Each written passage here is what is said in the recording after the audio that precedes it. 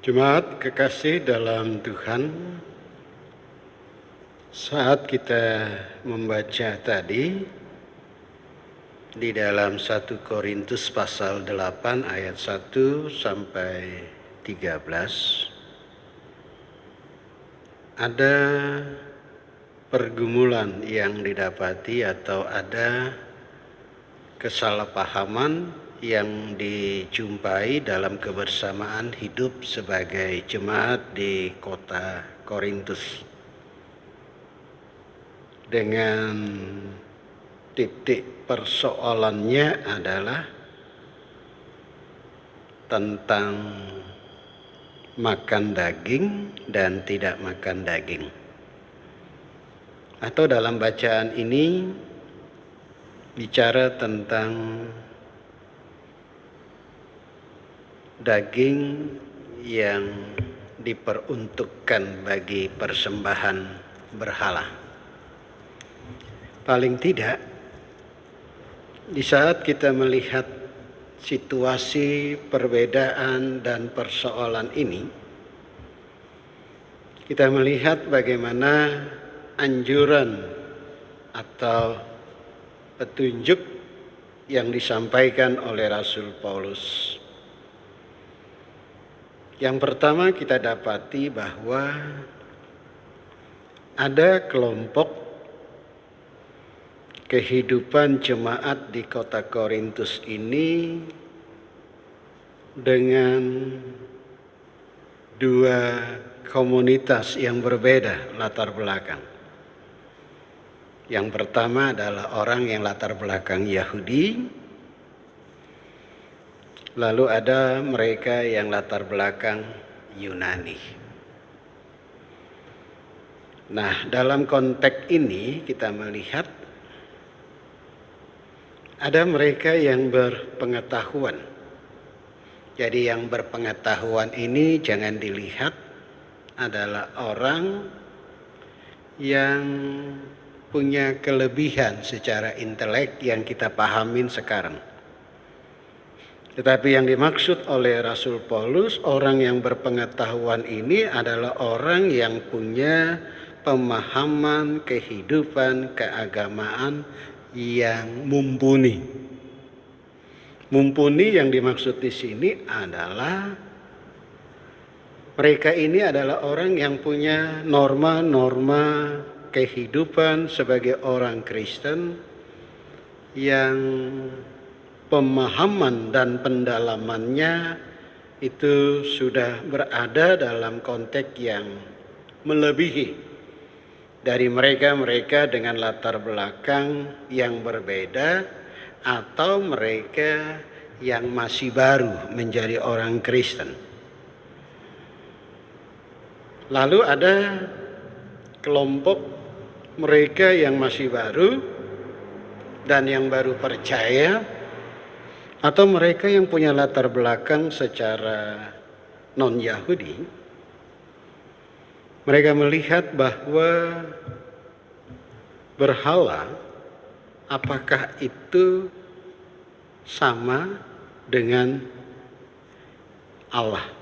Allah yang dimaksud adalah dewa.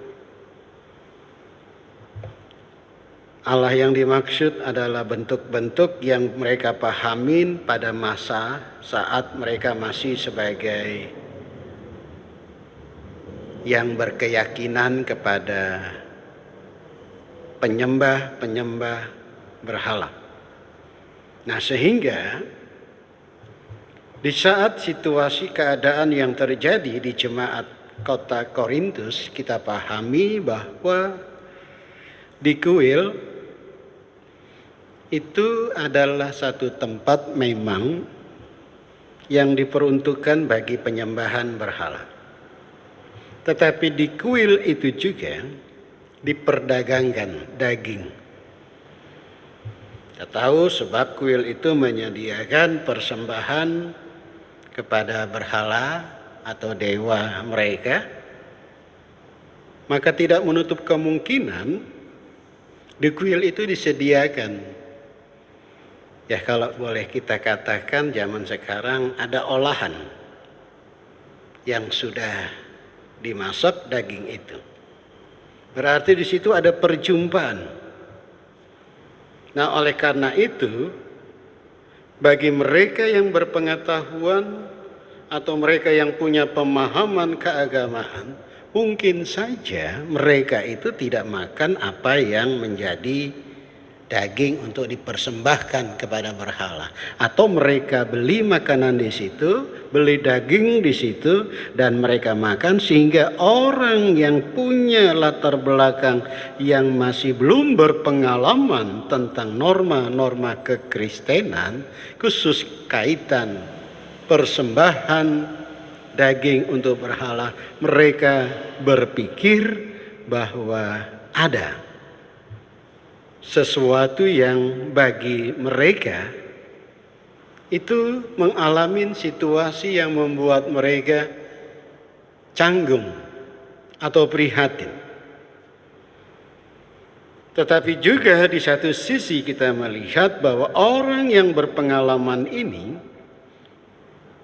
orang yang sudah punya pemahaman keagamaan ini, mungkin saja mereka berpikir yang begitu besar lompatan daya nalar berpikir, sehingga apa yang dilakukan itu membuat saudara-saudara mereka yang baru percaya, yang masih butuh pendalaman, melihat saat itu mereka merasa ternodai.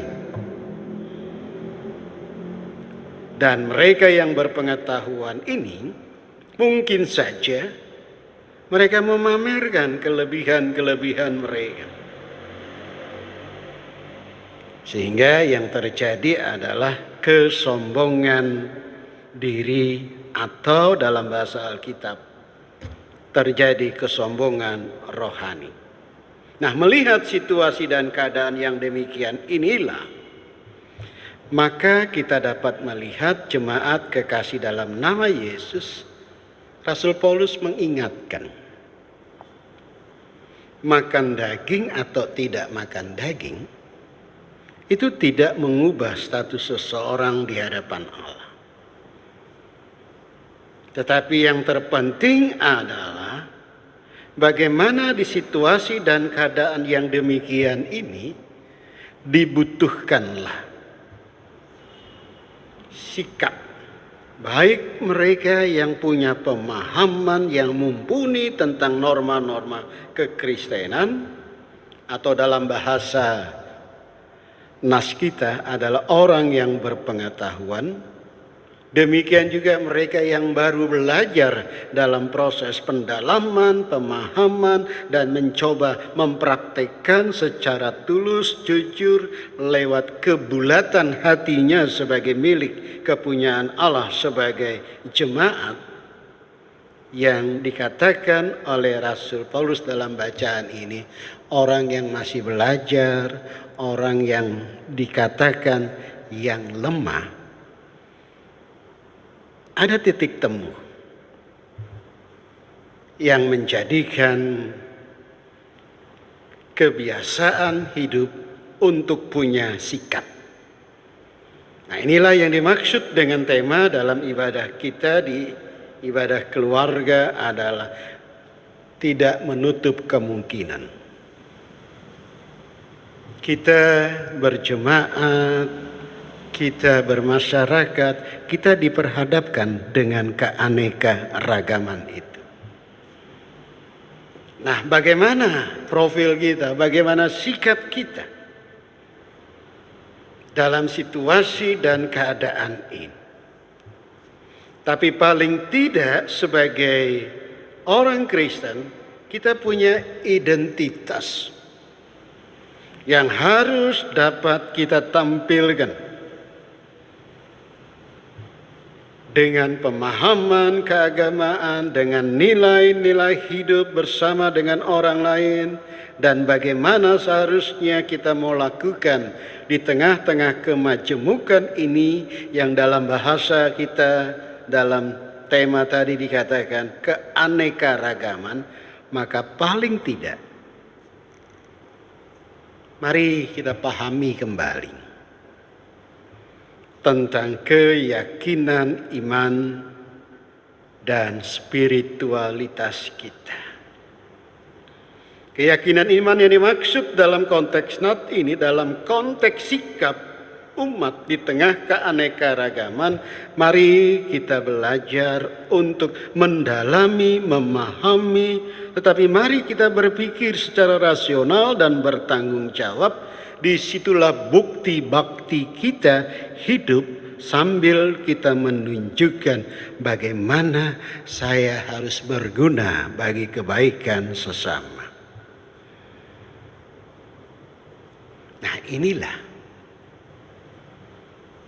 pengetahuan keagamaan yang melahirkan norma keyakinan berpedoman pada kuasa Allah. Maka apa yang kita mau lakukan nanti atau kelak sebagai sikap adalah bagaimana kita dapat memberdayakan diri kita ini lewat aktivitas kita. Apa yang mau kita buat? Paling tidak di mana kita hadir. Saat kita berinteraksi dengan orang lain, tidak perlu kita memperdebatkan pendalaman, penguasaan yang sudah dimiliki oleh mereka yang berpemahaman, yang sudah mumpuni ini, atau mereka yang masih dalam proses belajar ini. Janganlah itu kita coba lakukan pendekatan untuk mencari siapa yang di atas dan siapa yang berada di bawah. Tapi paling tidak sikapnya di tengah keanekaragaman di mana saja kita berada, bukan hanya di jemaat tapi di masyarakat, bagaimana kita menjadi berkat bagi sesama. Seperti dalam bacaan ini, khusus di ayat yang pertama saya bacakan. Tetapi daging persembahan berhala kita tahu kita semua mempunyai pengetahuan. Pengetahuan yang demikian membuat orang menjadi sombong, tetapi kasih membangun. Inilah bagaimana kita bisa mengasihi orang lain, tidak melihat itu perbedaan tadi di tengah-tengah keanekaragaman tadi, tapi bagaimana kasih itu bisa kita tekadkan menjadi berkat bagi sesama. Ini yang terpenting.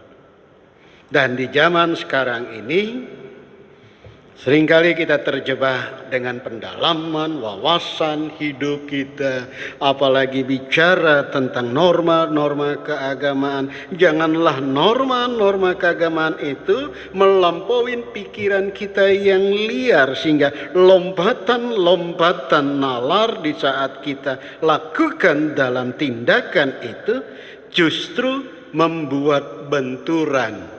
Dan bahasa Paulus dalam bacaan ini, jangan menjadi batu sandungan. Bandingkan di dalam ayat yang ke-13 yang Paulus sendiri katakan, karena itu apabila makanan menjadi batu sandungan bagi saudaraku, aku untuk selama-lamanya tidak akan mau makan daging lagi, supaya aku jangan menjadi batu sandungan bagi saudaraku. Nah, inilah sikap. Jangan kita membanggakan diri sehingga yang terjadi adalah kesombongan rohani. Hal yang kedua adalah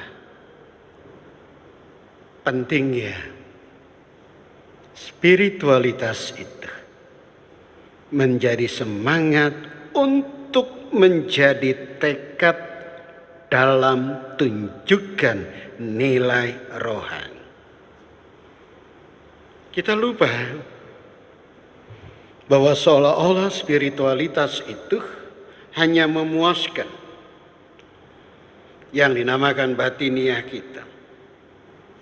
Spiritualitas itu hanya menyangkut tentang bagaimana saya dekat dengan Tuhan. Saya berbuat sesuatu bagi Tuhan. Tapi kita lupa bahwa spiritualitas dengan semangat yang tinggi, bagaimana nilai-nilai kerohanian itu bisa dicetuskan, bisa digerakkan dengan tuntunan kuasa Roh Kudus.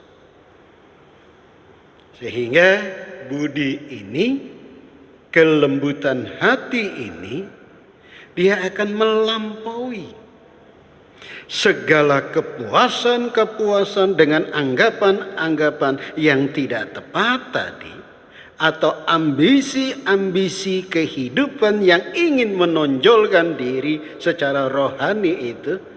Tetapi mari lakukan itu dengan hidup dan perilaku yang tepat, dengan harapan agar sepanjang hidup dan kehidupan kita pergunakan daya nalar kita tentang ketuhanan sebagai semangat spiritualitas tadi. Mari kita tunjukkan pendalaman penguatan tadi untuk menjangkau akan kehidupan bersama lewat kuasa dari Roh Kudus Tuhan tadi, agar terjadi pencerahan hidup bersama.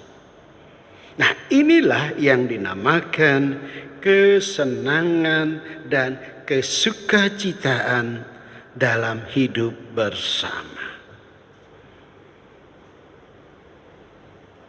Dalam situasi ini,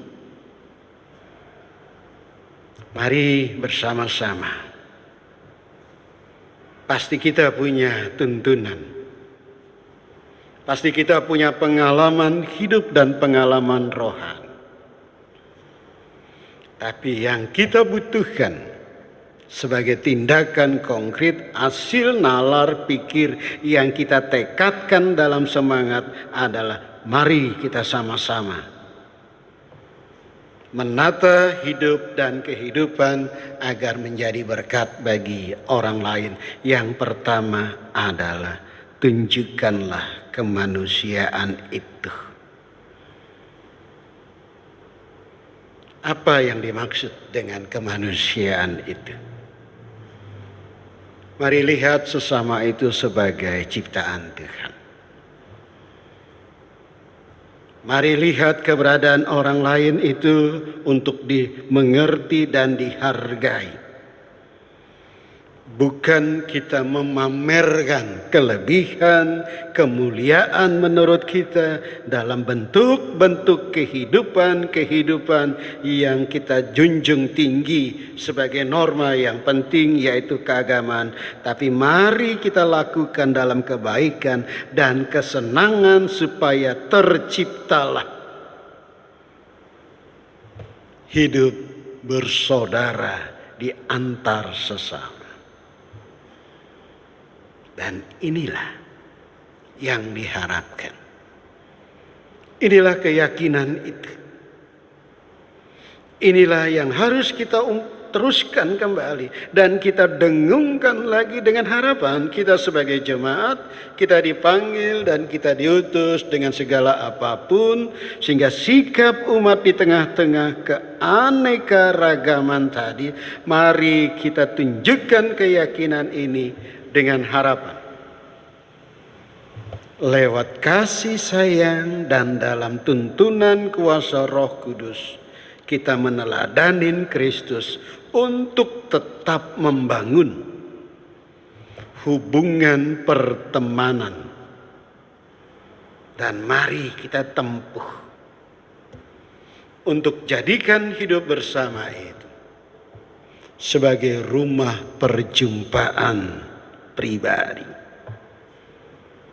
Dan disitulah kita hadir. Dan yang kedua, sikap di tengah keanekaragaman sebagai orang Kristen.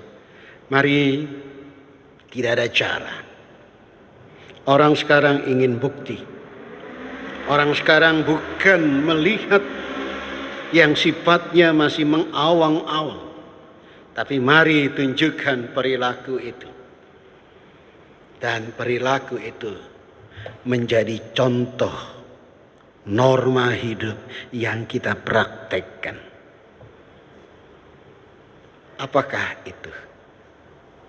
Itulah yang dinamakan perilaku yang harus kita tunjukkan dalam hidup bersama. Apa yang dapat kita lakukan? Mari di tengah-tengah hidup dan kehidupan ini, secara manusia semua orang rindu perubahan. Semua orang rindu yang dinamakan pencerahan. Contoh yang terindah, ciptakanlah sebagai orang yang beriman kepada Yesus dengan sesamanya sebagai jemaat, atau orang sebagai warga gereja atau orang Kristen dengan yang non-Kristen, mari kita menjaga kebersamaan itu dengan perilaku kita. Apakah itu tindakan, apakah itu kata kita? Hadirkanlah persekutuan bersama sebagai umat yang percaya kepada Tuhan. Kalau kita kepada Yesus Kristus, dan kalau kita hidup berbangsa bernegara yang diakui oleh negara, maka disitulah kita akan menjadi berkat. Kita diajak jaga kebersamaan itu. Dan buktinya di tengah-tengah pandemi ini, tanpa semangat nasionalisme yang tinggi, pemerintah tidak akan mampu lakukan. Sehingga dengan keterlibatan masyarakat dengan tanpa melihat siapa dia, dengan latar belakang, dia bisa berperilaku untuk menjaga kebersamaan tadi supaya tidak ada yang terlukai dan ternodai. Nah, untuk itu mari kita bersama-sama tunjukkanlah panggilan kita hidup sebagai ciptaan Allah untuk bagi sesama. Kalau hidup berbangsa, mari tunjukkan tanggung jawab kita dengan bersemangat menjaga kebersamaan tadi untuk tidak dipertentangkan dan menggugat keberadaan orang lain. Apalagi menyakiti, apalagi mengganggu. Tapi mari berbagi dan bersedia untuk mau bergandengan tangan. Dan semangat gotong royong inilah akan mengatasi segala apapun yang mencoba mempertentangkan satu dengan yang lainnya. Inilah kita. Inilah yang dikehendaki oleh Tuhan kita Yesus Kristus. Ini juga yang diharapkan oleh dunia di mana kita hadir sebagai anggota masyarakat. Sikap adalah sesuatu yang mulia. Di saat kita dihadapkan dengan keanekaragaman, sikap akan menjadi celaka jika kita tidak punya nilai kehidupan yang mau mencintai kebersamaan dengan kasih yang kita dapat dari Kristus. Dan disinilah hidup dan kehidupan itu menjadi proyek bersama sebagai makhluk yang ada, ciptaan Allah di planet ini, agar dunia tertata dan orang lain termasuk kita mengalami damai sejahtera. Amin.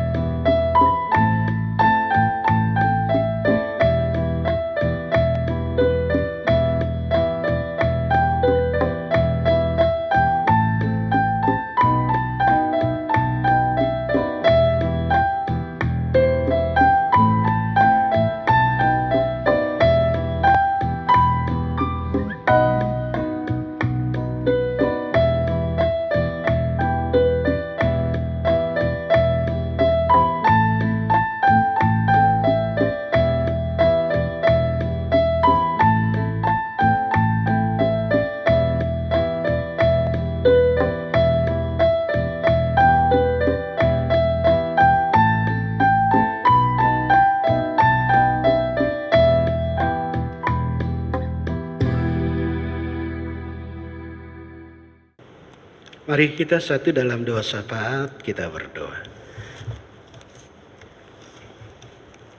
Bapa di sorga, terima kasih. Kami bersyukur dengan beraneka ragam kehidupan yang kami boleh tampilkan. Tetapi kami disatukan dalam hidup bersama. Kami disatukan dalam semangat lewat tindakan yang mengasihi sesama. Dengan harapan kami mengalami sukacita, kegembiraan, dan bahagia.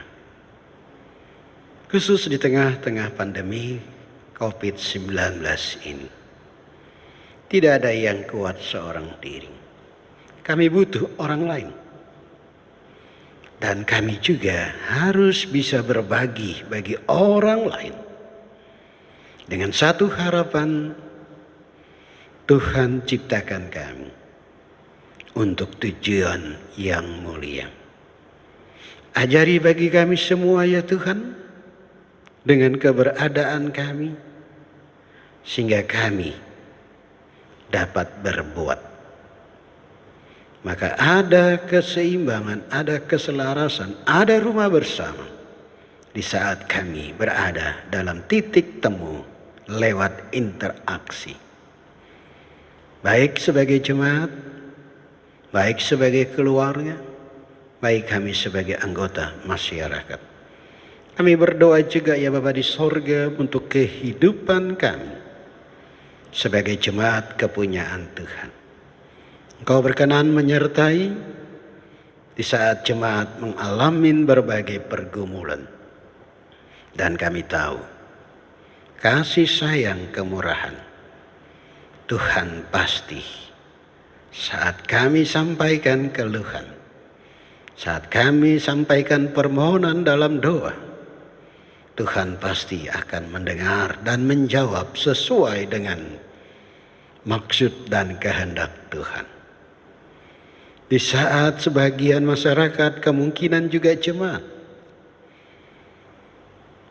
berada dalam kesulitan, kami tahu saat kami minta padamu ya Tuhan, Tuhan pasti menyediakan kebutuhan itu. Dengan cara kerja, dengan cara berusaha, dan selalu meminta kepadamu.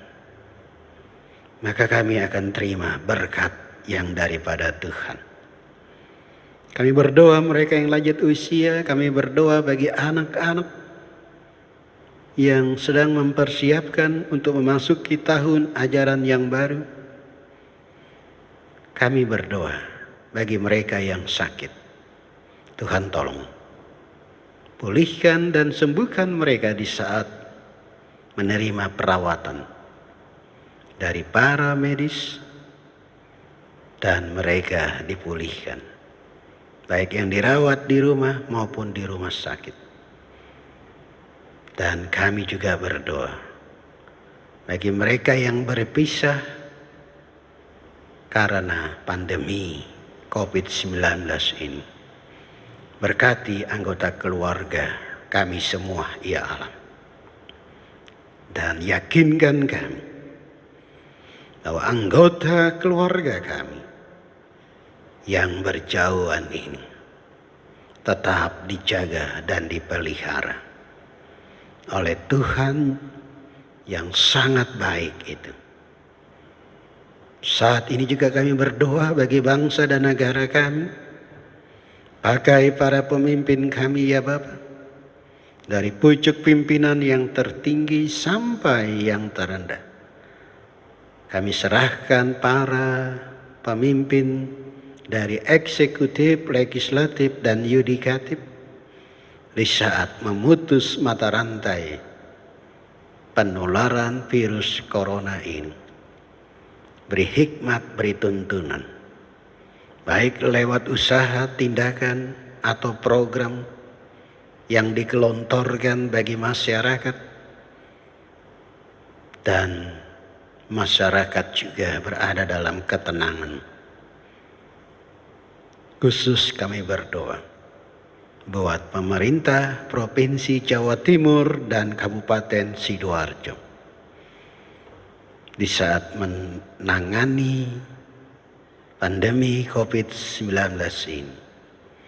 Beri hikmat sehingga tindakannya benar-benar berarti, dan masyarakat juga kiranya diberi pemahaman dan agar mengikuti situasi keadaan yang baru dalam beraktivitas dengan mematuhi protokol kesehatan dan menjaga jarak sehingga tidak menularkan atau tertular infeksi virus corona ini.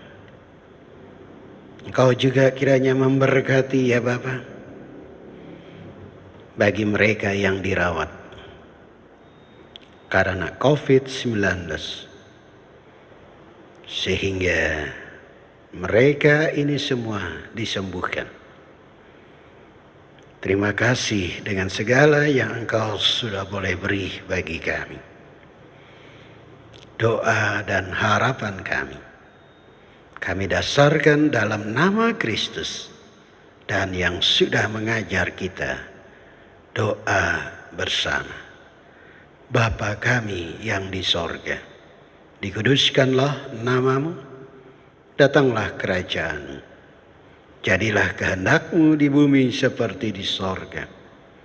Berikanlah kami pada hari ini makanan kami yang secukupnya, dan ampunilah kami akan kesalahan kami, seperti kami juga mengampuni orang yang bersalah kepada kami.